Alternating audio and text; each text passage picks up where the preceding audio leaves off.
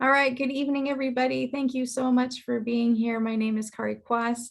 I'm with the Snohomish Conservation District, and tonight my featured speaker is my colleague Joe Crumbley, also from the Conservation District.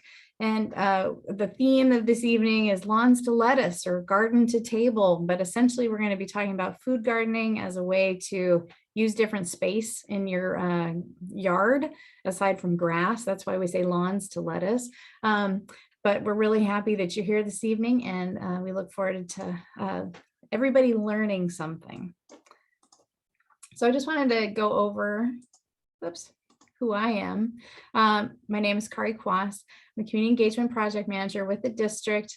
That's me when I first started food gardening in my front yard, which threw everybody off. But we started with a tank, and I know that Joe's going to cover some of these different things this evening that you can do, not even if you don't want to grow in the ground, or if you want to grow in someplace else, or you have limited space like a porch or something like that. There's a lot of different ways people can garden. So we want to show lots of different options that way. Tonight, you can use the Q&A for questions, or else you can use the chat. Either one I'll be catching and passing those off to Joe. We are recording this, so that way you can watch it later if you would like. And then a little bit about what a conservation district, in case you don't know, we are one of 45 across the state of Washington. We are a non-regulatory agency. We in Snohomish Conservation District represent Snohomish County and Camano Island. We help with technical assistance, sometimes financial assistance for projects and different things you want to do on your property. You can have us out and ask us questions.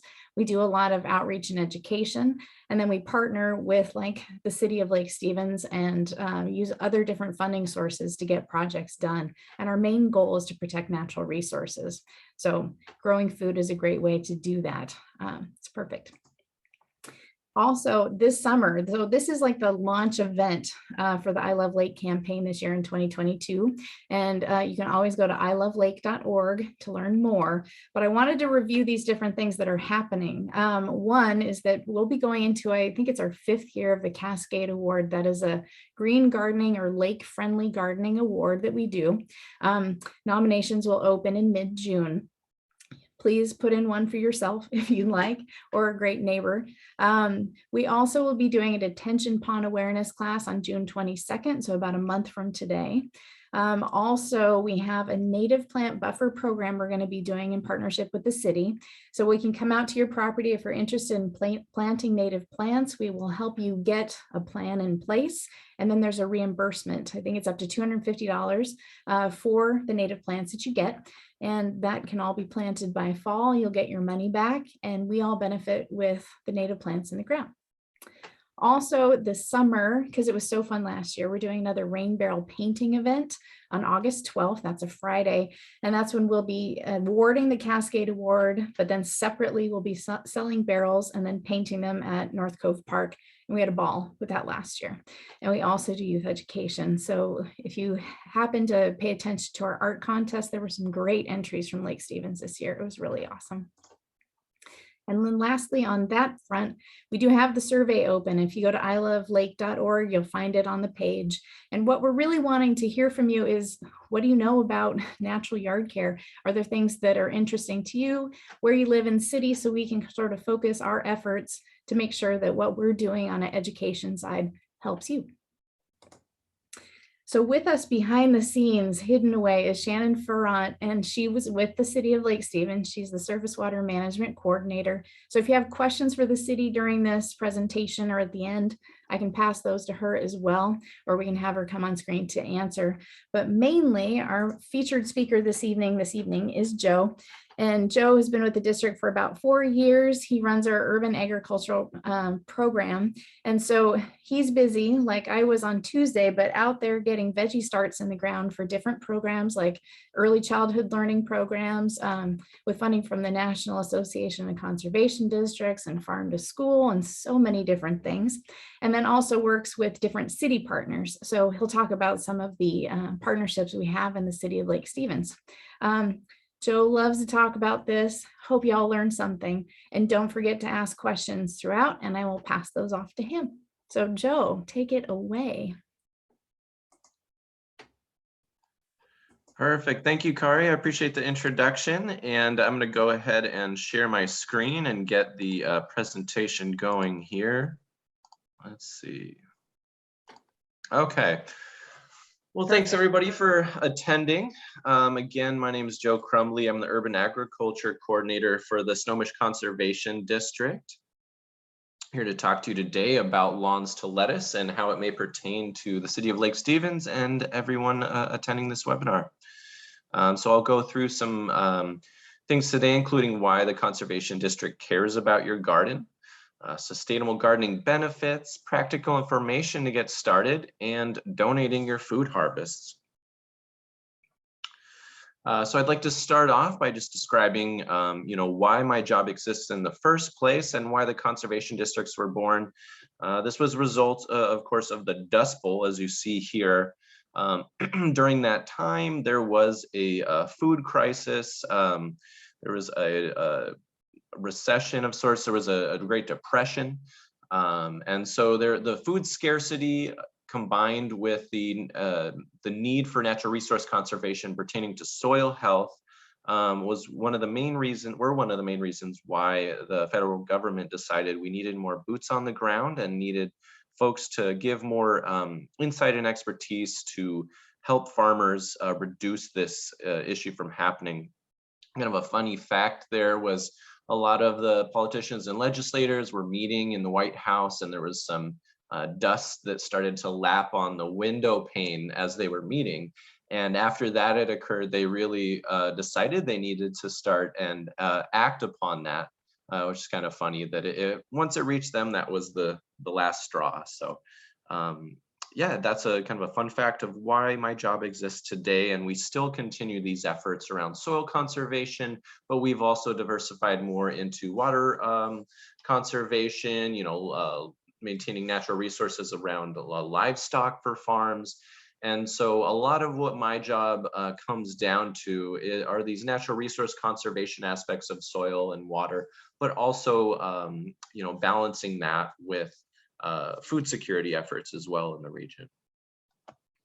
So as I mentioned, we continue these programs today around natural resource conservation, but we do a lot more with food security efforts. So in the picture to the right there, you've seen some volunteers that have helped out at previous gleaning events. Right now, due to COVID, we're not really doing large-scale volunteer-led gleaning events at local farms, raising fruit and produce for local food banks. But we are still addressing the underlying cause of food insecurity in the region by kind of pivoting and adapting and doing more community garden installations in the region. So this includes things that I'll of course get into more in just a moment, but things like raised garden beds, rainwater catchment systems to help reduce labor and maintenance involved in watering those plants in the beds, sheet mulching, delivering vegetable starts to some of our community gardens, and so on. So we're still maintaining the natural resource conservation aspects, but diving more into food insecurity in this region as well. So you may have heard the phrase ROI, return on investment, but we also keep in mind something called return on environment in these programs. And so converting your lawns to lettuce, as I mentioned, can really reduce the labor involved in maintaining your yard. You're not going to have to water it as much. You're not going to have to mow, which is great. And so you really can reduce the labor involved and return more on the environment as well as on your investment by needing to put less funds into the maintenance of your yard, while also having more return on edible produce, edible fruit. So some great aspects of changing your yard from a lawn to food production through fruit and produce. So some aspects of sustainable gardening, as I mentioned, helping conserve water and soil, adding local food security, and healthier people and wildlife, so benefiting the local ecosystem. Through a lawn, you're going to get stormwater runoff from things like fertilizers, and so the more you can convert that lawn into something like a green space that still can do more to reduce stormwater overflow and chemicals that will get into the local waterways, that's always going to be a positive. And so, compost can do this, native plants and their root systems can do this, vegetables can do this, but lawns don't really do a lot to slow that storm surge from a large rainfall.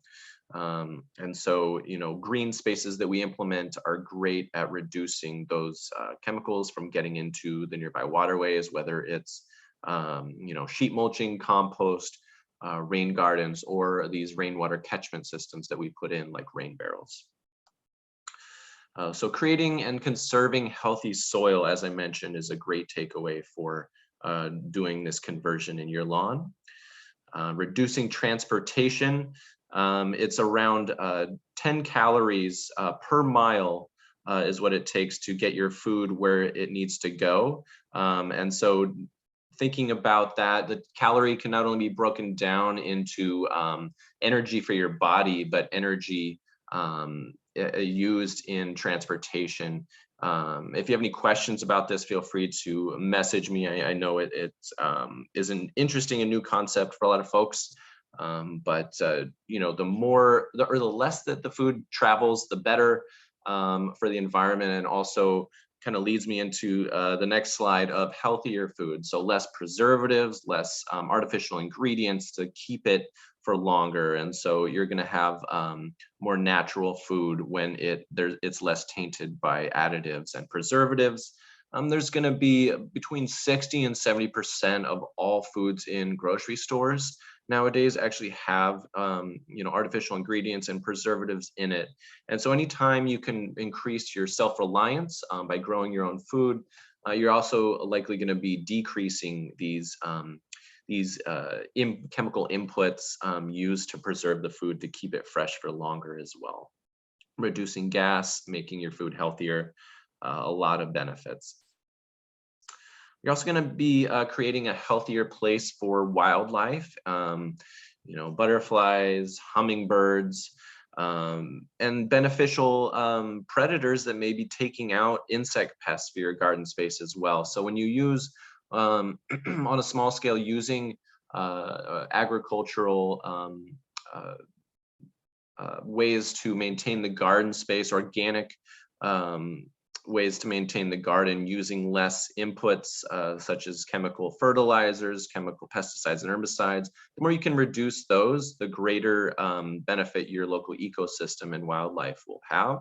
And also the more benefit they have, the better they're going to be able to help your garden space by reducing these pests, garden pests. And so we actually call that IPM, or Integrated Pest Management. Feel free to reach out to us if you wanted more information on that topic. So gardens can also help with food security in the region. We like to help your food dollars go further and increasing self-sufficiency. And so in the same way that, SNAP or food stamps can supplement a portion of your budget that would otherwise go towards spending your income on grocery bills, this can also supplement a portion of your food budget by growing more in your own yard, which can then land more money in your pocket. So there's a lot of benefits to this, and a lot of aspects that can actually save money rather than increase your expenditures on your yard. Getting started, some practical information. These kinds of things in the planning phase include things like site selection, types of garden beds, soil preparation, watering systems, plant selection, managing crops, wildlife, and pests, and also the care, harvest, and donation aspect as well. So in site selection, it's ideal to have an area of your yard where you're getting at least 6 to 8 hours of direct sunlight each day during the peak of the growing season. The main reason why is that a larger variety of fruit and produce will be able to thrive in those areas. That's not to say there's things that don't do well in partial shade, but you're just going to have a lot less options to choose from. And so, you know, when you're installing a raised garden bed, let's say it's, you know, a metal horse trough or something similar in size, you can really imagine how heavy that thing will get when it's completely full with soil and compost, and especially when it gets wet. So it's really difficult to move those things once they're full. In the site selection, you're going to want to stay away from your house and utilities, you know, sewer pipes and septic drain fields. Usually these things aren't going to be so close to the surface that if you're not using an excavator, you should be okay, but it's always best to play it safe. We sometimes get the question of if it's safe to plant edible plants above a septic, and generally it's okay to do because their root systems aren't going to go down deep enough. But if you, let's say you have like a fruit tree or something that maybe gets roots a little farther down, it still wouldn't necessarily taint the fruit that you're growing, but it will potentially cause a lot of damage and expensive damage to your septic. And so it's not so much an issue with septic as a safety precaution, but more so you want to avoid having a really expensive problem. Here's an example of you know, a drain you wouldn't want to put a raised bed over. You can imagine if it rains a bunch, that water would then stagnate on the yard and cause all kinds of problems. So avoid covering up something like that. You know, anytime we install, let's say, a rain garden or something close to the foundation, we have an engineer come out and actually assess the area to make sure that it's suitable, because a major issue for a lot of houses in this region is stagnant water accumulating near the base of your house's foundation, which again can be a very expensive problem. So types of garden beds, we're going to get into that. There's really a lot of options you have to choose from, and there's some you know, positive and negative takeaways of each, and it really just depends on the environment you're working with.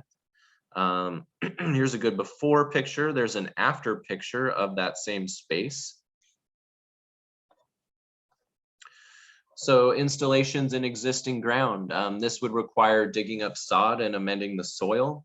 This works well if you're a good distance from the main road, away from your house, you have quality, well-drained soil and are willing to add some soil amendments in there. This I would not recommend if you maybe have any contaminants in your soil, and we'll get into soil tests in a little bit and how you would go about that to check what might be in your soil. So here's another great before and after photo. You can imagine or you can really see, you don't have to imagine the drastic change that's affected this space.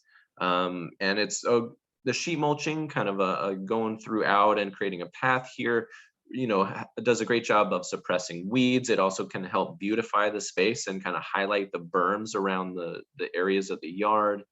You have, you know, pollinators planted in here. You have some fruit trees. I probably see some produce here and there, vegetables. So really a great example of how to go about a drastic change in your yard and increase food production while still decreasing labor involved in that maintenance of the yard. Removing lawn. This is a way, no-till gardening specifically, is a way to build your soil. If you were doing no-till gardening, you can imagine the most, the more that you disturb the soil, walking on it, digging it up, tilling it, the more you're going to disturb these beneficial insects and microbes that actually help maintain soil health. And so that's not to say there's not a time and a place for tilling a field on a farm, but in such a small scale setting that many of us have in our own yards, we're a lot better equipped to implement some of these sustainable agricultural practices that would be a lot more difficult on a large scale. And so it's a great way to implement things like the no-till method, which is similar to sheet mulching, which I'll get into in just a moment. But this no-till method, you don't really have to use wood chip mulch, which is often too acidic for many plants. You would just follow these steps here, and it would do a good job at converting your lawn into an area where you can grow fruit or produce in. Benefits of mulch, again, can help suppress weeds, maintain or retain soil moisture, also reduces soil compaction.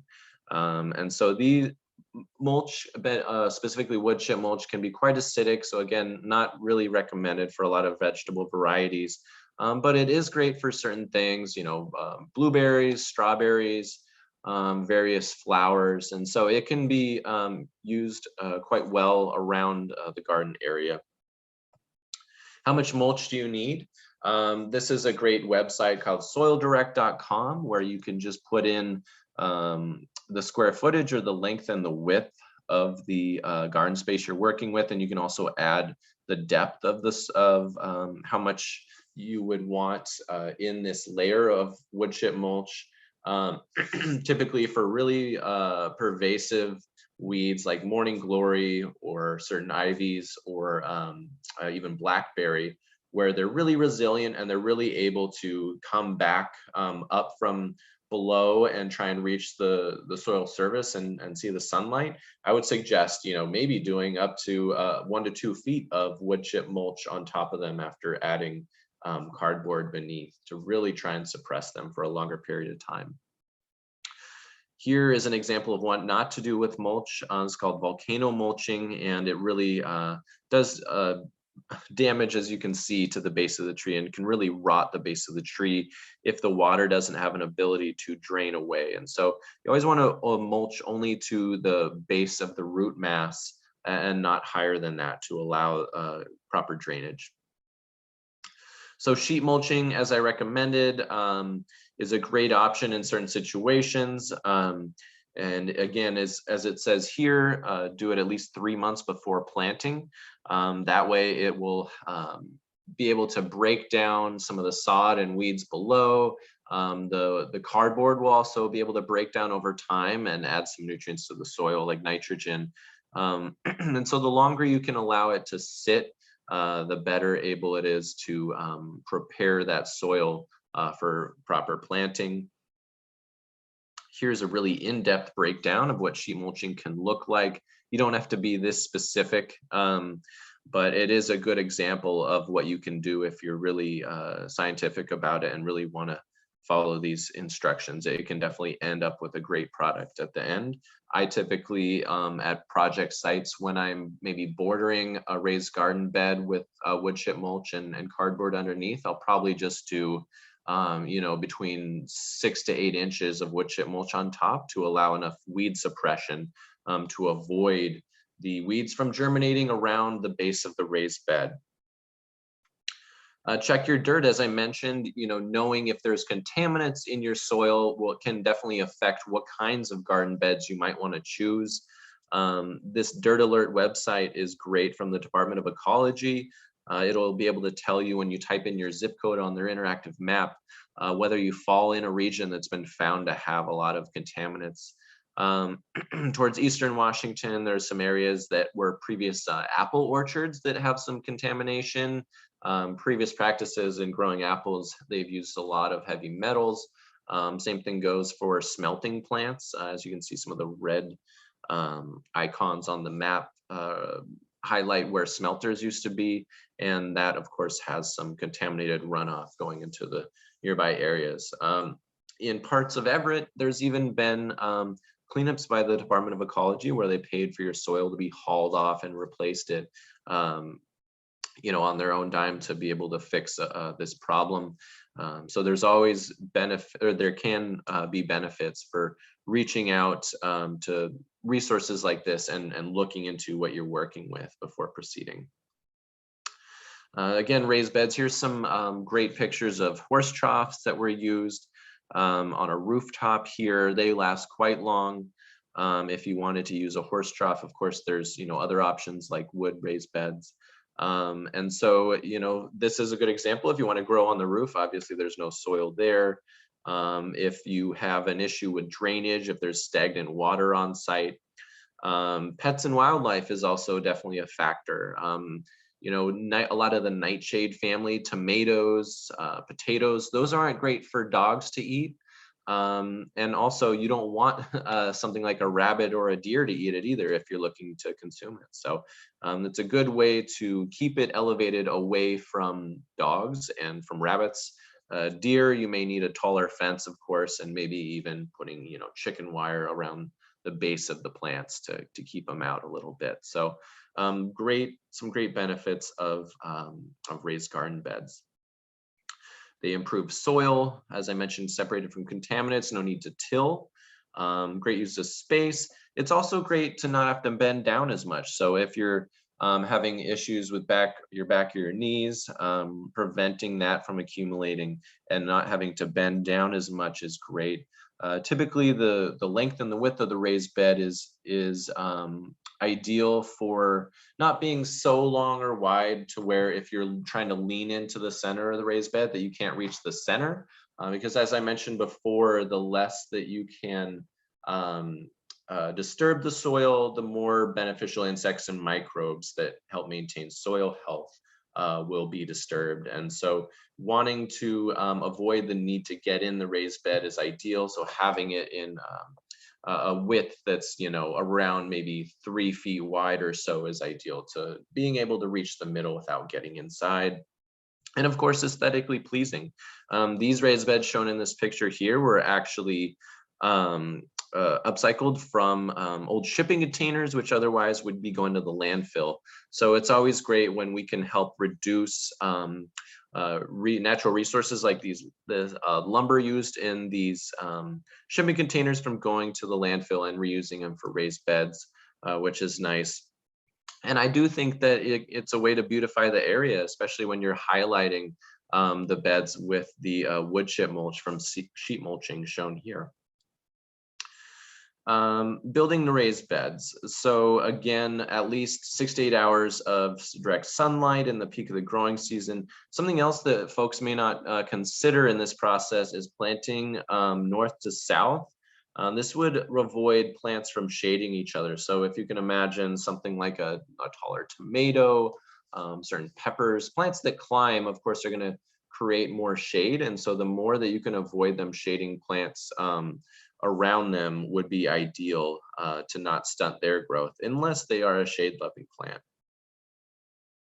Building the raised beds. I don't need to get into the process of this. If you have any questions about materials used, or if you wanted in-depth building instructions for creating your own raised bed out of lumber, feel free to reach out to us. We have a ton of educational resources at our disposal.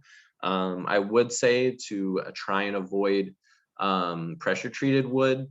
It can have nasty chemicals in it. It depends when it was made because that will affect what chemicals they use. But I always try and play it safe when it comes to food safety, and just use things that I know what was included in the processing of that wood. So coniferous or otherwise known as evergreen wood that doesn't shed leaves but has needles. They break down slower over time. They're also better at repelling water due to their higher acidity. And so they will actually decompose at a much slower rate than a deciduous would. And so things like, Doug fir, cedar, I personally avoid a little bit because it's so expensive, but if you can afford that, cedar's great. Really just any kind of fir is always a good bet. One thing too is we always try and use screws because if one piece of the bed starts to break down, you don't have to replace the entire bed. You can just easily unscrew a certain piece and replace that. Another thing I'd like to add too is we will often put metal brackets on the corners of the raised bed. Typically the seams are the first to go since they can accumulate water and rot in those seams. And so that's often a way to extend the longevity and lifespan of the bed as well. You can use what you have on site. If you're not working with a lot of space, pallets are a great way to grow shallow root system vegetables. Again, you want to look at what these pallets were made of and if there's any chemicals involved. You can usually tell by if there's a stamp of some sort on the pallet to know more about that. But in general, these are great to use. Oftentimes locations will toss them, so it's a great way to keep them out of the landfill. And I don't think they look half bad, especially if there's vegetables coming out of them.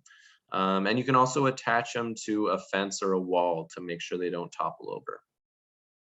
Some interesting ways to upcycle household containers, old soda bottles, plastic cups.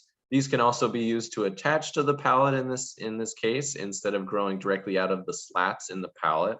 If you were to grow out of the slats in the pallet, you want to actually line it a little bit and then add soil in there so it doesn't fall out using that liner. And again, feel free to reach out to us if you wanted some steps on how to go about that process. Hay bales, this is actually an interesting one as well. Shallow root system vegetables are ideal. This person actually did put in drip irrigation, which is great. And you can imagine that hay will actually soak up the moisture quite well and retain that for the plant's root system. So it's a really innovative way to go about it. And so if you don't have a big yard, no problem there. You can use a windowsill or a balcony. A lot of the folks we assist with vegetable starts, if they're recipients of one of our grants or part of a city contract we're working with, we can sometimes supply vegetables on hanging baskets for folks that are in apartment complexes. So if you're working in a small space, no problem. We can find a way to assist you further. Just reach out to us. Okay, now moving into soil preparation. So when you're thinking about what you're going to grow, I would always recommend first knowing what's in the ground, what's in your soil. So this can involve a soil test to know what kind of nutrients you're working with, to know maybe what kinds of organic soil amendments you want to add to increase specific nutrients to assist whatever plant you're looking to grow. This can also involve looking at what kind of soil contaminants might be in the ground, so what you need to do and maybe what kind of garden bed you need to choose as well. So they can measure soil fertility, nutrients. They can also look at the pH ratio, the acidity levels, salts, organic matter, as well as I mentioned contaminants, which in this region can often mean heavy metals, lead, and arsenic. So really briefly, I'm not going to get into too much detail here, but nitrogen, phosphorus, and potassium, those are the main basic nutrients that most vegetables I typically grow would like and are concerned about. So there are a lot of ways to go about obtaining these nutrients in the soil using organic soil amendments. And a lot of what you see here is great to add to increase some of these things.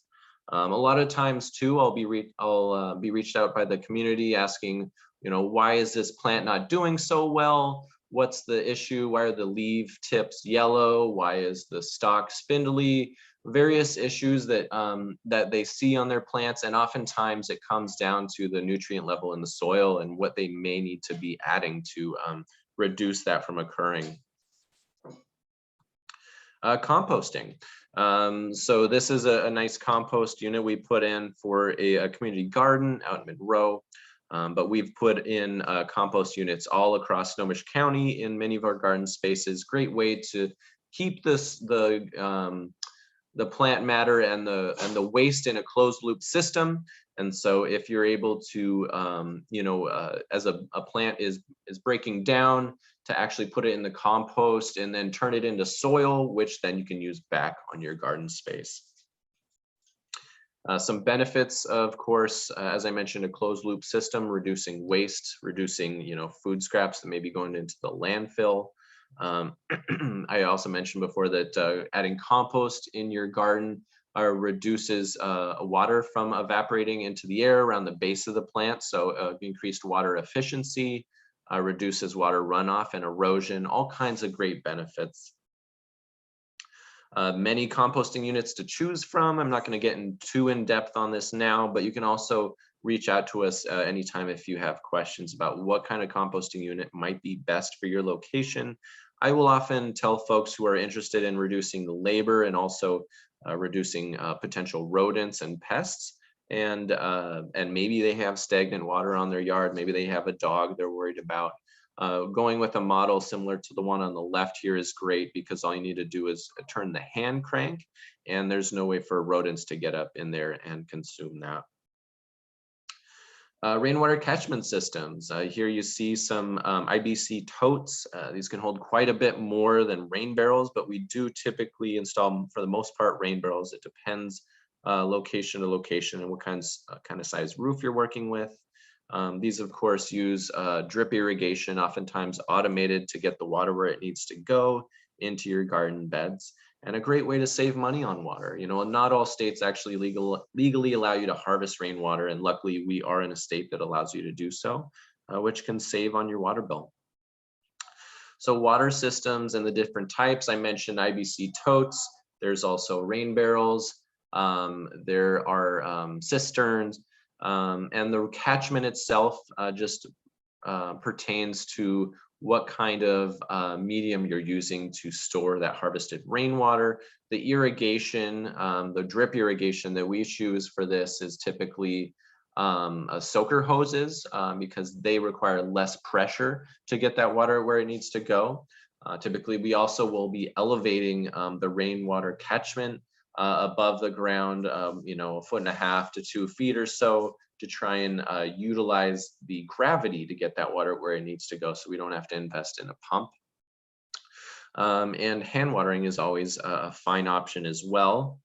I will say a great rule of thumb is typically, you know, in the peak of the growing season, when we don't have a ridiculous heat dome effect where we're doing, you know, 1 to 2 weeks where we have 90 to 100-degree days. That's not so typical here, unless we're thinking about something like that. The typical amount of water that a single vegetable would like per week is about 1 inch. And so you can easily measure this by having an empty tuna can below, you know, either the drip irrigation, if you use a sprinkler, or even if you have a hand watering setup going. Just time how long it takes for you to fill that empty tuna can, and that's basically how much water each individual plant would want per week. So you can know exactly how long to leave on the sprinkler or the drip irrigation. So that's rainwater catchment. There is a picture again of a large catchment system. A great example of a garden installation using that to reduce the labor and maintenance for watering. Measuring or watering from the roots up is great. Micro irrigation directly into the soil is ideal. You know, something like fungal diseases like tomato blight, for an example, can often be caused by splashback from water hitting the ground and bringing that fungal growth back onto the plant stem or the leaves. So the closer you can water to the base of the plant's root systems, the better, to reduce that fungal growth getting back on the plant, but also it's going to be a more efficient way of watering and reducing evaporation and loss of water in the process. We're going to get into plants real quick here. So planting zones is definitely an important part of site selection, as well as, you know, what time of year you are in will depend on what kinds of vegetable seeds and starts you would want to plant, and what kind of seeds and starts would thrive at that time of year in this region. So planting zones. We do have a resources slide at the very end of this PowerPoint. Everyone attending here will be able to have a copy of this PowerPoint to look back at some of these resources later on. But the planting zones, basically you would like to go to the USDA planting zone website. In our resources page, type in your address. It'll tell you what planting zone you fall under. To my knowledge, there's around 8 planting zones in Snohomish County alone. These typically are, or they are affected by the first and the last frost dates. And so that can vary drastically county to county. So regional and local environments, these kind of go into play as far as what planting plan you'll come up with for your garden space. So regional differences can include planting zones, and, you know, whether you're in a rural or urban environment with things like pavement. Of course, pavement would retain heat longer And so that can potentially affect the plants you're growing if, for an example, you have a raised bed on top of it. The local differences, things that can, affect what you're growing, but maybe within the same planting zone as your neighbor, things like this amount of sun and shade and canopy you have, at your specific site. Also, the moisture content in the soil, of course, would affect that plant growth. Certain plants require a higher temperature in the roots for them to grow successfully. A lot of times things like peppers, for an example, will require a hotter temperature in the ground to grow successfully. One of the reasons why they actually, especially hot peppers, require being germinated and grown from seed to start in a greenhouse or a hoop house to be able to be healthy. Adapting to extend a growing season. This site visit I went on was a great example of implementing certain things to extend their growing season. They have a greenhouse there to germinate and propagate those plants from seed to start form. They have a hoop house on top of their raised bed here, which is great and quite easy to do, quite cost effective. Just using PVC, it kind of create like a rib cage looking structure on top of the raised bed, overlapping that with kind of clearish translucent plastic. And this gentleman actually included putting a heating element below the raised bed to increase the soil temperature. And then, of course, as I mentioned, compost and mulch, hay, those things can also help retain the heat in the ground and retain the moisture all year long, even in the winter months. Some crops that you can grow today. I won't get into this, but feel free to reach out to me if you have any questions on what vegetable varieties can grow successfully in your planting zone at any time of year. We also have a launch lettuce e-newsletter that you can sign up for that will give tips and tricks for growing things successfully depending on the month of the year. So home vegetable propagation. A lot of folks will toss away their old, the base of their celery with the roots still intact. People will throw away, chives, garlic, green onions, all these things. If the root system is still intact at the base of the vegetable when you buy it, you can just, be cutting off the celery that you use and save it later, putting that base of the root system in a jar with water and having the top of it not submerged and being in a windowsill with plenty of sunlight, changing the water out for a few days. That can actually create new root growth. And, if you do that for a little bit and then you eventually, put that into a pot and then plant it outside around Mother's Day, it can be a great way to reuse food scraps and reduce food going into the landfill at the same time. So mid-May is typically when you're able to plant those things outside. And so we're past that. So this is definitely something that's timely for this time of year. You can try. Too many potatoes. Similar concept where you can reduce the food waste by using potatoes that are growing those green eyes. Each green eye that's kind of protruding out of the potato as it's sprouting is you can actually cut each one of those off into little sections and replant them in the ground. And each one of those can actually become a new potato. See, there's a link here. You can also reach out to us if you want more information about that. Seedling germination. This is something that's great for all ages. I know a lot of preschools and kindergartens, grade schools will do this with kids in their classes using old egg cartons and placing soil or compost in the base and using oftentimes larger seeds like peas or beans and growing those in a windowsill. That's a great activity for all ages and a great way to germinate things in the growing off season to kind of get a head start on the growing season.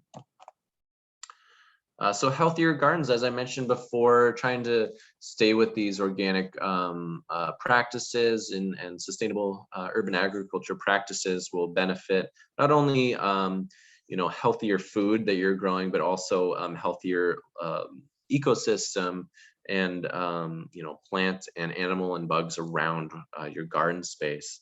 So compost instead of fertilizer, using companion plants. Feel free to reach out to us if you wanted a list of companion plants.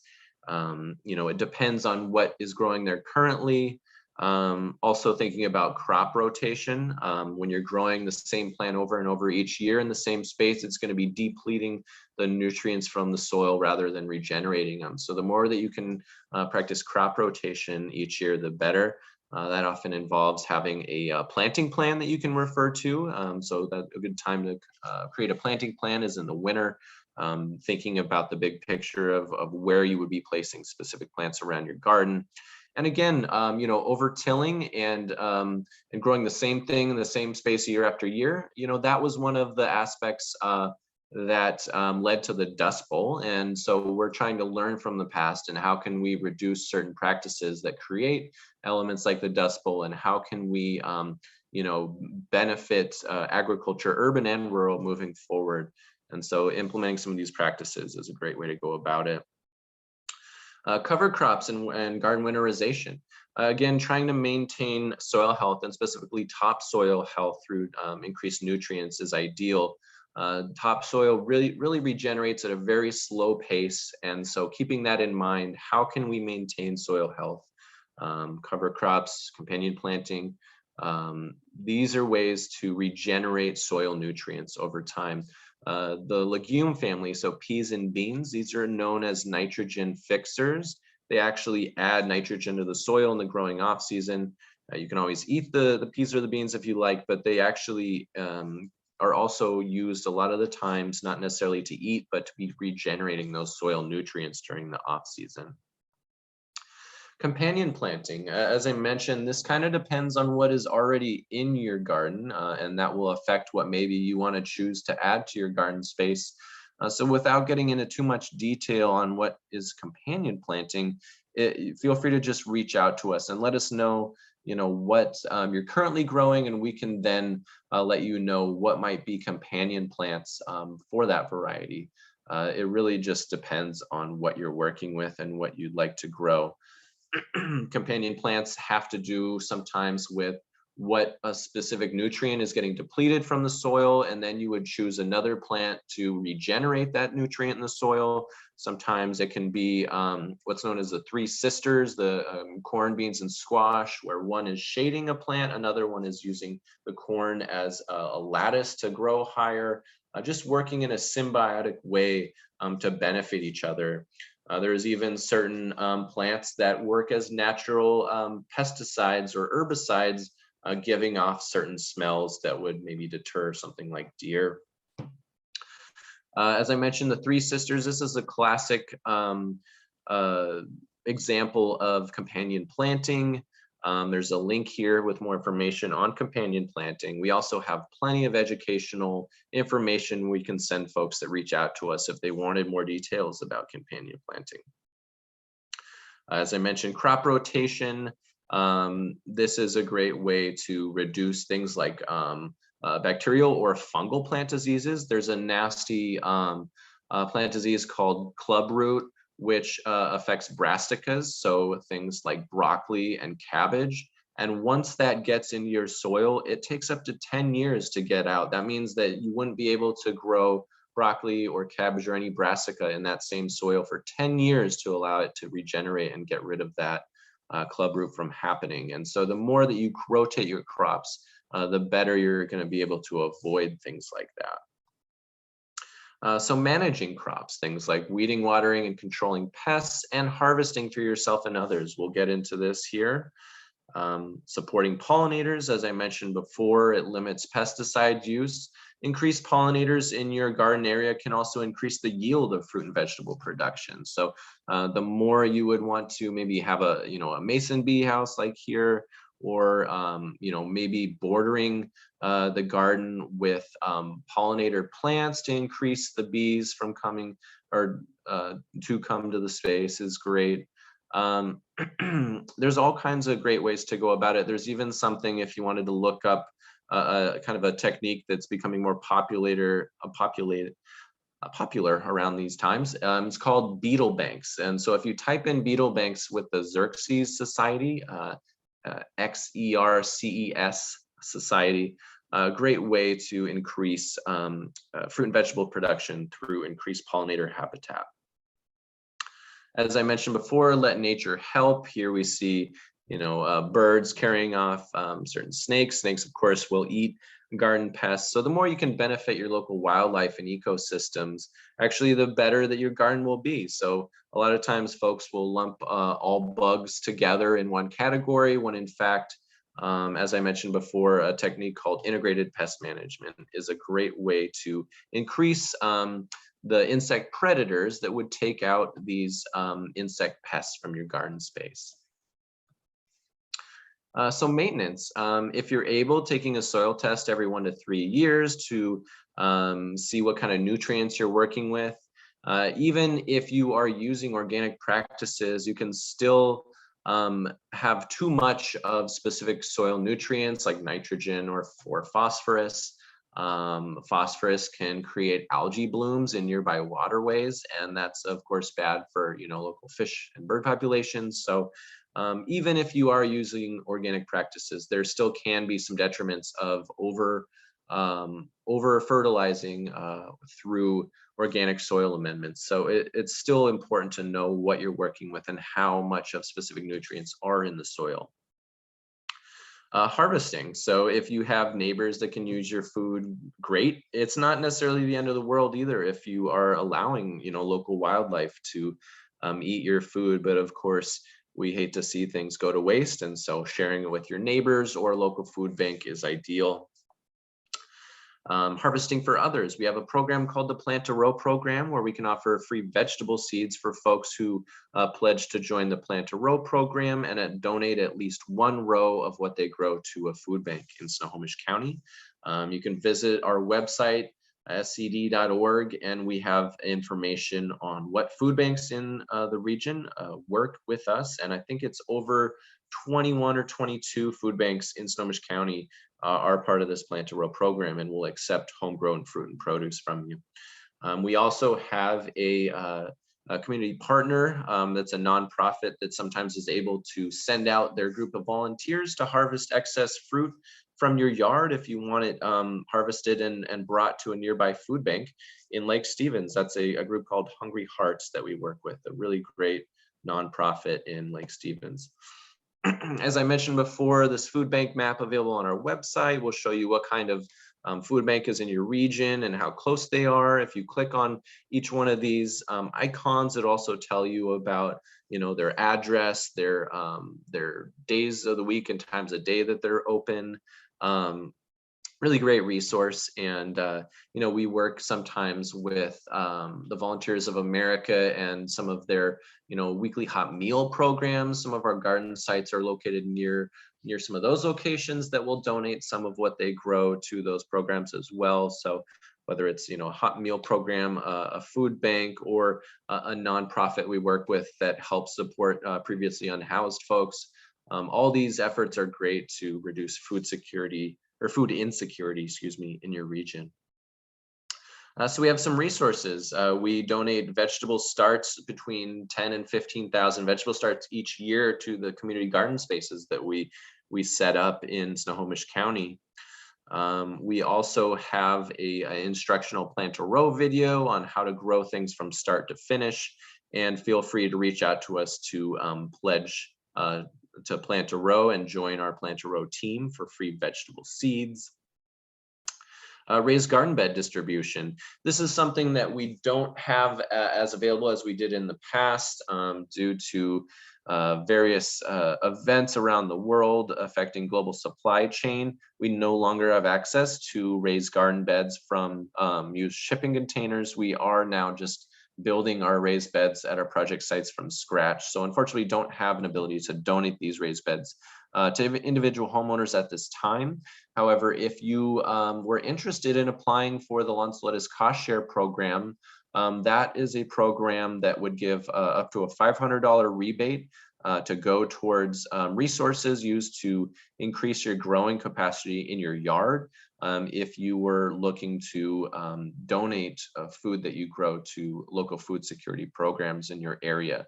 Not everyone that applies is accepted. However, You know, the more you can argue in your application as to why this would go towards a good cause, the higher your chances of being accepted. I will say, actually, I wanted to go back and say, if you want to visit scd.org, we have a program menu where it has a drop down and you can select the button Lawns to Lettuce.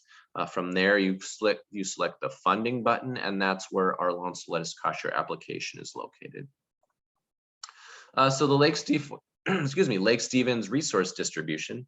Here you see some pictures of compost, raised garden bed, and vegetable starts that we are in the process of distributing to various community garden sites. I mentioned the great nonprofit Hungry Hearts in Lake Stevens. They have a standalone food bank in Lake Stevens. They also have a school backpack program where they donate perishable and non-perishable foods to students on the free and reduced lunch program that are recipients of that. And so it's a great cause. And as I said before, they have volunteers at their disposal that help a lot with, you know, whether it's our previously held gleaning events, or if an individual homeowner that reaches out to me and then I contact them, they can send out volunteers to help harvest fruit from your yard to support their food bank and school backpack program. In the past, we've donated raised garden beds also to recipients of the Hungry Hearts Food Bank. So they don't have to rely as much on donated food. They can become more self-sufficient, growing food in their own yard as well. Well, thank you so much for attending. Again, please reach out to us if you have any questions about growing your own food, increasing your own self-sufficiency, and we really appreciate you joining. We're looking forward to doing some installations this year in the city of Lake Stevens, as well as all across Snohomish County. That's great, Joe. Some people had to leave early. They said such great information. Thank you so much. And I responded that we will be posting this video so people can see it later as well, in case you missed something. And then separately, I've been putting into the chat the different links you've been sharing. So I'll be able to send those out in the email afterwards as well if you missed those. Otherwise, you can just click on the 3 dots and save the chat, and then you'll have those links now. A lot of people are interested in the companion planting, so I put in a lot of those links. It is interesting to see how fresh your presentation is, Joe, because I could see the picture from the property with the veggie starts. Oh, yeah. And we have been delivering some of those this week to some of our partners. So it's on. We are finally in the season where we can actually grow food. So I wanted to encourage anybody, if you wanted to type something into the chat, or if you raise your hand, then you can actually say something too. I can unmute you that way. Yeah. I know I personally have been waiting to plant my tomatoes because it's been so chilly, but we'll get there. Oop. Kari, can you repeat that? The sound cut out for just a moment. I was just going to say that I've been waiting to plant my tomatoes because it's been so wet and cool, but I still have some starts. But I think maybe one way to do it is I basically, they're on my porch, so they're protected, and then eventually they'll move out to the bed. And so maybe if you can just talk about how you can migrate from inside the house if you grew something on your windowsill, and then the timing of getting it into the garden. Yeah, no, that's a great point. And I was just talking to someone earlier today about this. There's a practice called hardening off, where it really reduces the what's called transplant shock. And so if you have a vegetable start, you can imagine growing it in a greenhouse, the environment is going to be quite drastically different from inside the greenhouse to in your yard, not covered by any canopy or anything. And so having the ability to harden off the vegetable start will reduce that transplant shock. So again, that's going to be taking it out of the greenhouse, letting it sit outside, but not actually planted yet in the ground, maybe 2 days or so. Not an exact science, but 2 or 3 days, maybe up to a week sometimes, is definitely going to help reduce transplant shock when you do plant it in the ground. And one of the things we covered today as far as site selection goes, definitely takes in the factor of sunlight. Tomatoes and most of the nightshade family really do like a lot of sun. So again, 6 to 8 hours a day. Spacing them accordingly, it does depend, variety to variety on what kind of tomato that you're working with, but you typically want to maybe do a half foot to a foot at least of spacing from other plants. It does depend on which one you're choosing, but you can imagine maybe some of the cherry tomatoes grow more upward, some of them also can grow outward. Sometimes folks will even choose to grow a tomato plant on its side instead of going up. There are certain arguments that have said that they produce more when they're grown sideways. So it just depends on what you're deciding to do at your own site and what makes sense based on the amount of sun and so on. And if you wanted to, grow tomatoes with other plants that are beneficial and considered companion planting, feel free to reach out to me and send me an email about what you're working with. I can give you a long list of what will grow well with that specific plant variety. When I heard you say that we should have a planting plan and rotate our crops, we do that, but most of it's sort of in the memory of what was there last year. But Oh, yeah. We've done that for tomatoes. We're not going to plant them in the same bed, although some will still come up because the seeds drop if the fruit falls. But we try and move things around. Oh, yeah. Yeah. And, speaking of, crop rotation, another thing that can help increase the nutrients in the soil is routinely adding compost to the top of the soil. That's of course great to do in the growing off season, but it's also good to do sporadically throughout the growing season. Maybe as you remove one plant that's past its prime and putting in another one, adding a little bit of compost to the base of the hole where that plant's going is great. And then again, and putting compost maybe at the top around the base of the plant as well is good, because then it retains more of that moisture. Yeah. Just for the question about when will I send out the presentation, I will send that out tomorrow. So if you're, for those that registered for the class, or if you're watching this on Facebook, it'll be on the website soon, and it hits our YouTube channel, and I'll send it off to the city. So there'll be many different ways to get it. But if you actually registered for the class, then I'll send out an email with the YouTube link to it. So. Oh, perfect. Yeah. Well, that's fantastic. Any more questions? There's still a lot of people on here. So if you have a burning question about growing food this season, now's the time to ask.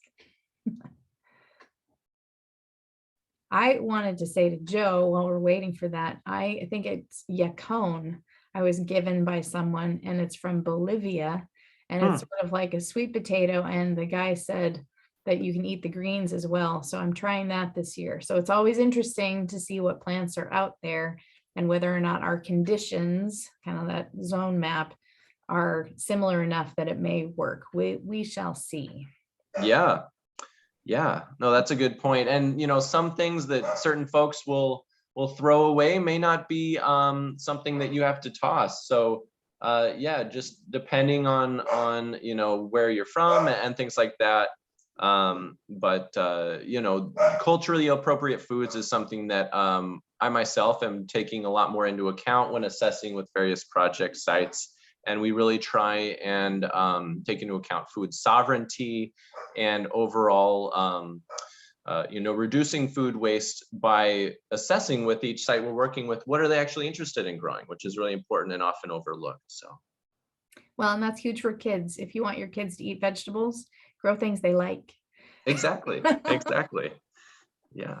And, a lot of our project sites too, we work directly with the WSU SNAP Ed. And so through their educational cooking classes, we're able to show folks how to utilize a lot of these fruit and produce options we grow from start to finish and actually implement in a recipe as well. I feel like the puppy wants something. I don't know. They do. There's a little bit of commotion outside, and hopefully it'll stop in a moment, but at least they're small dogs. So yeah. All right.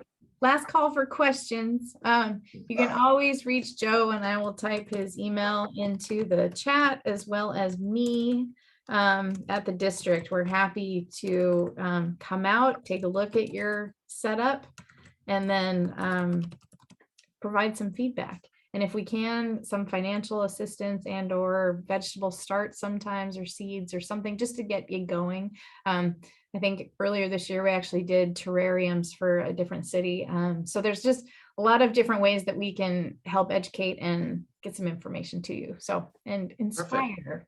Yeah. Yeah, that sounds great. And, we don't only provide the resources to help implement a great garden space, but we also try and accompany that with the technical assistance to go hand in hand. And so anytime you have any questions, feel free to reach out to us. We're more than happy to help and increase your self-sufficiency and increase localized food production. And I'm going to also remind finally, thank you to the city of Lake Stevens for supporting this. We do partner and have for, I think it's about 8 years now on I Love Lake. And so please go to the website and fill out that survey for us till mid-June, but then check out the different other events we have going on this year. It should be really fun. Get you outside and get you doing something that you'll learn from. And we appreciate all of that too. So yeah. So thank you so much, Joe. This is always fun. Definitely. And thanks everybody for joining in this evening. Now you still have, 2 hours of daylight. Isn't that novel? To enjoy your evening and maybe think about your garden bed. So, all right, everybody. All right. Hands up. Good stuff. Thanks again. Have a great night, everyone. Yeah. Take care. Thanks again. Okay. Bye. Bye.